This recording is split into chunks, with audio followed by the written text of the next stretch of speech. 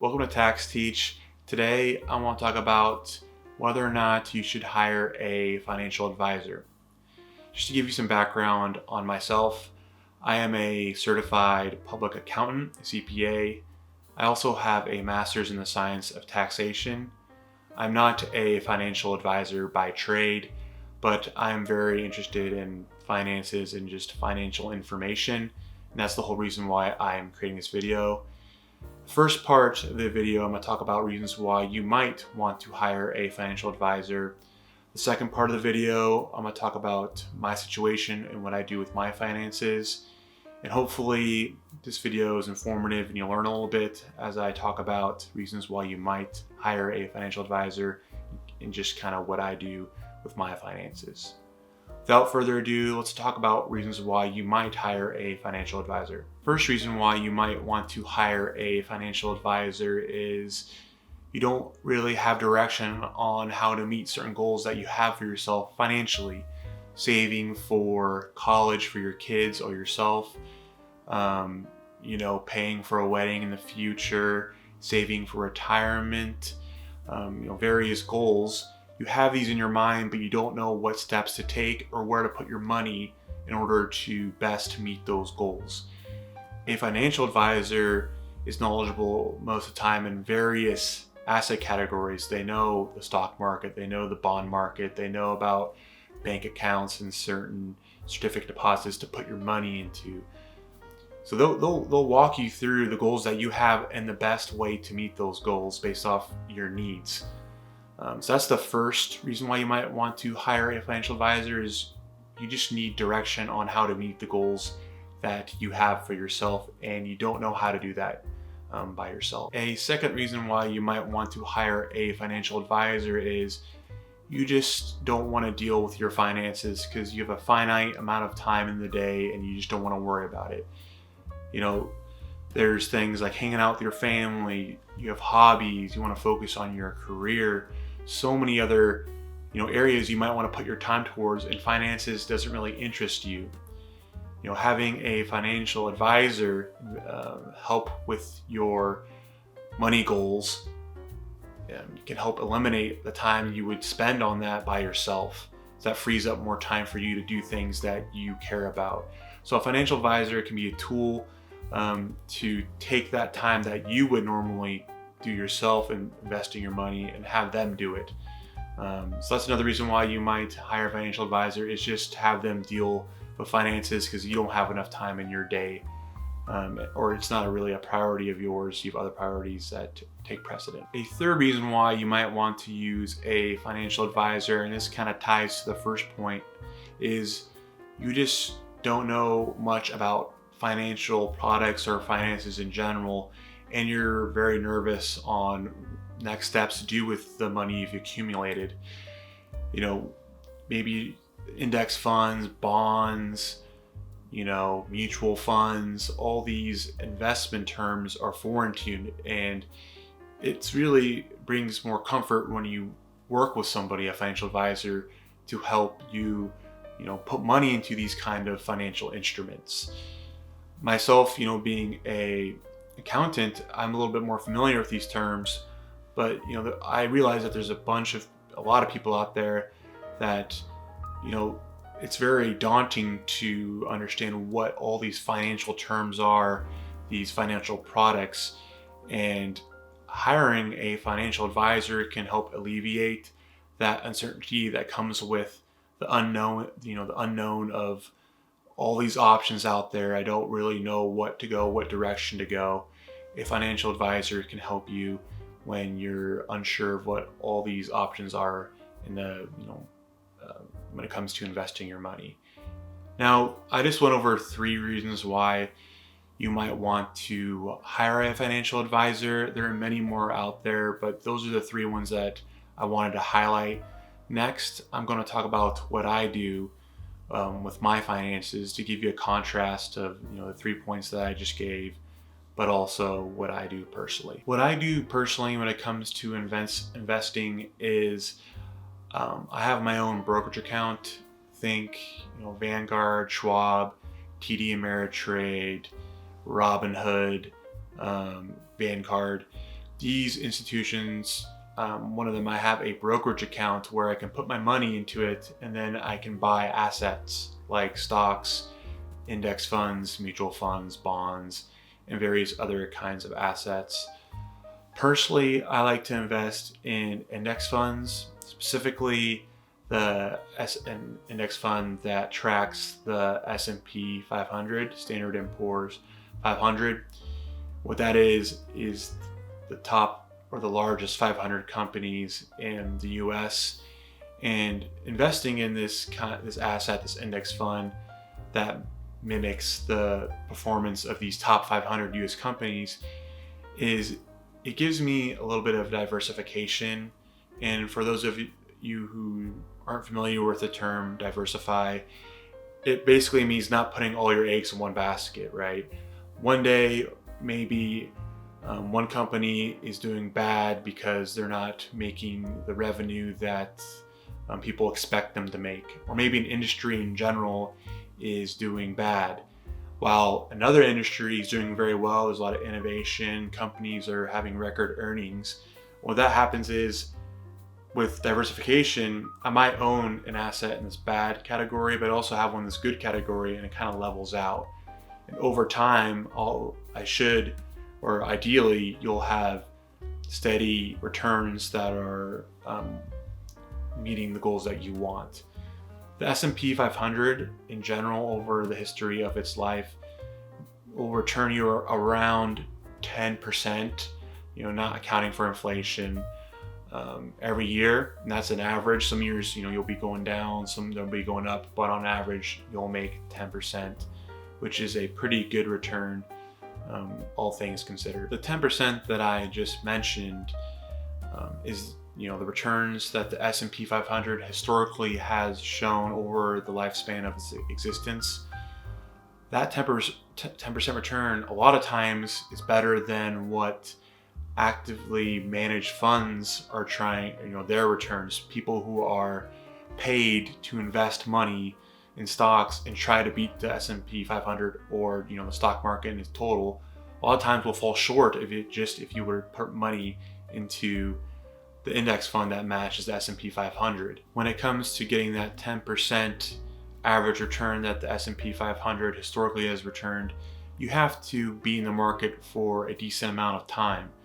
Myself, I plan with my index funds, I want to ideally not sell them until retirement or a long ways down the road. I want time in the market. And the reason for that is, over time, you're going to have your ups and downs with the various fluctuations in the market. You're going to have bad years, good years. But on average, like I said, it's going to be, if you look at the history, it's going to be around 10% for your S&P 500. And if you know yourself, like, oh, when I see that red in the stock market, or I see that green in the stock market, it's going to make me want to sell or buy stocks. Maybe a financial advisor is a better route to go, because you might not be able to handle the emotional part of investing in the stock market, because it hurts seeing your investment go down in money, and it feels good seeing it go up. But if you're constantly in and out of the stock market, you're going to miss out on opportunities when there's going to be big days. Maybe you sold your stock before a big day, or you buy a stock right before it goes down. So the keys, what I try to do when I'm investing, is consistently, I do personally monthly, invest a certain amount of income every month, and just keep doing that consistently in the hopes of trying to get that 10% return. Another reason why I personally don't use a financial advisor is, with an accounting background, I have a good knowledge base about resources I can use to put my money or invest in. I have a good background of the stock market, bonds, index funds, certain accounts like a Roth IRA, 401k, all these avenues where you can put money, which gives me confidence. And like I mentioned earlier, if these are things you're not totally sure about, a financial advisor can help you understand where you want to put your money, investing wise. And also I would encourage, maybe you're interested in finances, then you can learn yourself through books, YouTube videos. If you're young, you can go to school and learn about accounting and finance. The younger you are, usually the better it is, because you have more time to make mistakes and learn about the finances. That's one reason why I also don't use a financial advisor, is just the knowledge I have about various financial instruments. Also, just the fact that when you have a financial advisor, you're going to have to pay the advisor fees, right? And right now you should see a graph illustrating this. Let's look at this graph here. This graph shows the impact of a 1% fee on a $100,000 investment portfolio. In the graph here, you can see the green, dark blue, and light blue. And the whole point of this graph is to show the impact of paying a fee to a financial advisor and what that does to the growth of your investment. Now, with that 1% in a fee that you pay your financial advisor in this example, your investment is going to grow to $180,000 in 20 years, and that's shown with the green highlighting here. Now, what that will equate to when it comes to amount of fees paid over that lifetime, you're going to pay around $28,000 in fees over those 20 years. But you're going to get upwards of $80,000 compared to your initial $100,000 investment, so pretty decent still. And this is assuming a 4% growth rate, which I find reasonable. Usually you might expect that to be higher, but in this case it's just an example. We're using that 4%. Stock market, like I said, historically is going to sit around 10%, but that's not taking into account inflation. So really the stock market might sit around 7% if you account for inflation. Anyways, that's why for me personally, I just want to invest in the S&P 500, because you can see here, if you did not pay that 1% in annual fees, you would have grown your investment to $220,000 if instead of paying that 1% fee, you invested more money. And so here you'll see that investment would have grown to $220,000. Pretty large difference compared to the $180,000 that you had if you would have paid that 1% fee to a financial advisor. If you want to go the financial advisor route, I would highly recommend understanding the fees that you pay your financial advisor. The two basic ones I'll talk about here is a fee that would be paid based on the amount of assets that the financial advisor manages, how much of your money they manage, or investments of yours that they manage, versus maybe a flat fee, a service fee. I would stray away from having that asset percentage fee. I'll give you an example here. Let's say you have $100,000 and you pay 1% asset percentage fee to your financial advisor. That's $1,000, which might not be a lot, which may be a lot to you. But now imagine, it's been 10, 20, 30 years later down the road, and the amount of assets that you have is now $1 million, and that 1% fee still applies. Now you're paying your financial advisor $10,000 to manage your assets. And it might be hard to justify that $10,000 value for them investing.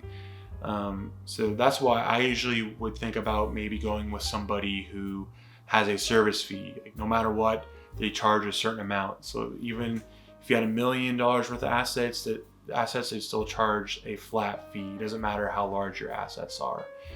In general, you can look around and ask your potential financial advisor, hey, how are you going to charge me? And they should provide you, information on the fees that they will invoice you, so you can get a better understanding. Okay, do I want to go with this financial advisor? And you can shop around various financial advisors, see which one is the best fit for you. Just keep in mind that there's various different fee structures financial advisors have. I'd be weary about the asset percentage, because it can get very hefty as you go up and as your assets go up in value as you invest more and more over the years. Last thing to think about when it comes to potentially having a financial advisor is how much money you have in the first place for that financial advisor to invest or help you invest. There might be a threshold where it might be too little and you might want to focus on just accumulating money before you give that to a financial advisor. I would say 50,000 might be a good start, where once you have around $50,000, you might start looking at financial advisors. There is no strict limit, but I would just say focusing on strategies like saving money and developing that habit would be helpful. And then once you get to that, maybe $50,000 mark, then you can start shopping around for financial advisors. I would just say, work on building your saving habits. And once you save a certain amount, then look to a financial advisor if you want to go that route. But like I mentioned earlier, maybe you feel confident in your ability to invest yourself.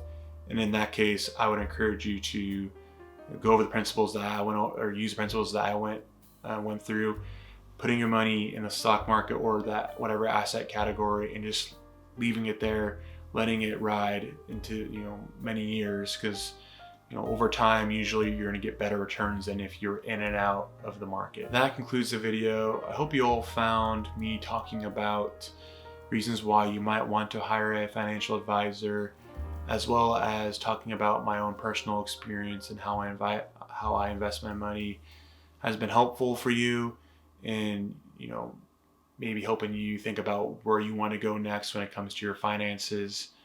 I want to thank you all for watching the video, and I'll see you all next video.